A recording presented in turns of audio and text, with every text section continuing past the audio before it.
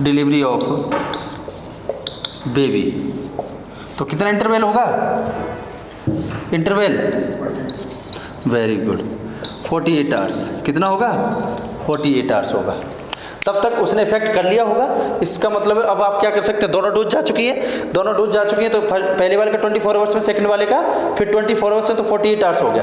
तो first dose से 48 hours का क्या रखना है, इंटरवल या ड्यूरेशन या डिफरेंशिएशन रखना है। उसके बाद वो डिलीवरी करानी है, तो इसका मतलब वो लंग्स में क्या कर देगा, इतने में इफेक्ट दिखा देगा। इफेक्ट दिखा देगा तो सर्फेक्टेंट को, न्यूमोसाइटिक टाइप 2 सेल उनको स्टिमुलेट कर दिया, तो वहाँ पर सरफेस जो सर्फेक्टेंट है वो बनना चालू हो गया, और सरफेस टेंशन है वो क्या हो गई, डिक्रीज हो गई। आगे समझ में? तो ये क्या होते हैं, मैनेजमेंट होता है किसका, ARDS का। तो हमने क्या क्या देखा, सबसे फर्स्ट डेफिनेशन बर्लिन ने दी थी। लेटेस्ट डेफिनेशन किसकी है, बर्लिन की है, जिसको बर्लिन डेफिनेशन कहा जाता है, जिसके अंदर सरफेस टेंशन क्या होते हैं, सर्फेक्टेंट क्या होते हैं, डिक्रीज होते हैं। सर्फेक्टेंट डिक्रीज होने की वजह से सरफेस टेंशन इंक्रीज हो जाती है, जिसकी वजह से लंग्स कैसे रहते हैं, कोलैप्स रह जाते हैं। कोलैप्स रह जाएंगे तो हाइपोक्सिया हो जाएगा, डिमांड लगातार इंक्रीज रहेगा, तो अनाएरोबिक रेस्पिरेशन होगा, लैक्टिक एसिड बनेगा, बॉडी के अंदर एसिडोसिस हो जाएगा। आगे समझ में? इसके बाद हमने असेसमेंट की बात करी। असेसमेंट में हाइपोक्सिया होता है, रिफ्रैक्टरी हाइपोक्सिया बोलते हैं जिसको। आगे समझ में क्या होता है, डिजनिया होता है पर्सन को, और नॉन कार्डियक पल्मोनरी एडिमा देखने को मिलता है। उसके बाद में गिफ्ट सी याद रखना है आपने। किसको याद रखना है, गिफ्ट सी।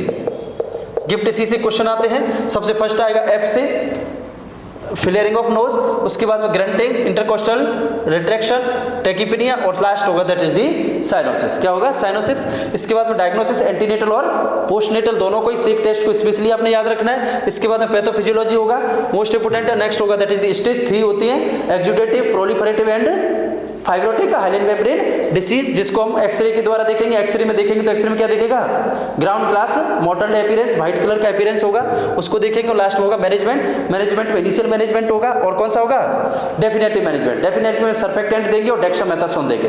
डेक्सामेथासोन और बीटामेथासोन देंगे, फर्स्ट चॉइस होगी बीटामेथासोन, सेकंड चॉइस होगी डेक्सामेथासोन। 12 mg देंगे, 2 डोज देंगे, 2 डेज तक देंगे, और दोनों के बीच में डिफरेंस होगा, डिलीवरी और डोज के बीच में, वो होगा 48 आवर्स का। कितना होगा, 48 आवर्स का। और जो स्टेरॉइड्स होते हैं, यानी बीटामेथासोन होता है, वो 24 आवर्स में अपना स्टार्ट है करना, इफेक्ट करना स्टार्ट करता है, और 7 डे तक अपना इफेक्ट रखता है। क्लियर होगी बात समझ में? उसके बाद में नेक्स्ट मैनेजमेंट में देखेंगे तो फिर वेंटिलेटर पे होगा, तो पर्सन को किस पे रखना है, बच्चे को किस पे रखना है, CPAP पर। किस पर रखना है, CPAP पर, या फिर PEEP पर। किस पर रखना है, PEEP। CPAP क्या होता है, कंटिन्यूअस पॉजिटिव ERV प्रेशर, लगातार गुब्बारे की तरह बस फुलाते जाना है। और PEEP क्या होता है, पॉजिटिव एंड एक्सपायरेटरी प्रेशर। जैसे एक्सपायरेशन होगा उसी टाइप पर पॉजिटिव एंड एक्सपायरेटरी प्रेशर दे देना है। तो इसकी वजह से क्या होगा, लंग्स कभी सिकुड़ेगा ही नहीं, सिकुड़ने से पहले ही हवा से भर देंगे। तो हवा से भर देंगे तो इसका मतलब क्या हुआ, वो हमेशा फूला रहेगा, कोलैप्स होने के चांसेस कम रहेंगे। और कम क्या, किसको रखना आपने, ये क्वेश्चन पूछा जाएगा, बेज प्रेशर को। किसको, बेज प्रेशर को डिक्रीज रखना है। ये चीज को याद रखना। ये तो आप फिर भी कर दोगे, कोई दिक्कत नहीं आएगी, आपको कंफ्यूजन यहाँ पर हो जाएगा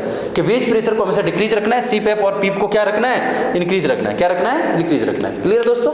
देखिए किस तरीके से क्लियर किया है। इसी तरीके से अगर आप हमें सपोर्ट करो, सपोर्ट का मतलब वॉच करते रहिए, लाइक एंड सब्सक्राइब करते रहिएगा।